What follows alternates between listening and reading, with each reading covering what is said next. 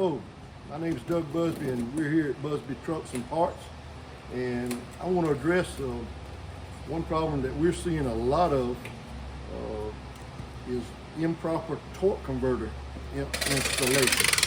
So we sell a lot of used transmissions, and this particular one is a 4L90 Chevrolet. It goes behind the 6.0s and 6.66s, the new Chevrolets that come in the Zuzu NPRs. But this problem can relate to all of the automatic transmissions in the mid-range trucks.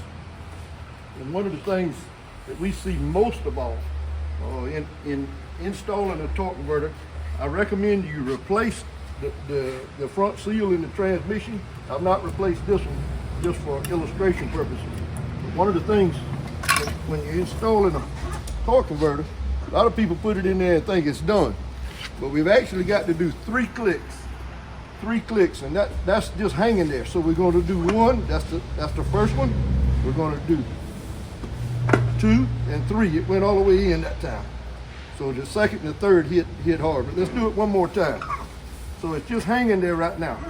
So we're gonna get in, we're gonna twist, that's 1, 2, and 3. So make sure that your torque converter locks in 3 times. Because what will happen when you pull the bell housing bolts up, it will hang, the torque converter will hang out and it'll break the pump. Your truck will move 15 or 20 feet and never move again. So make sure your torque converter is locked in. Good talking with you. Hope you're happy trucking.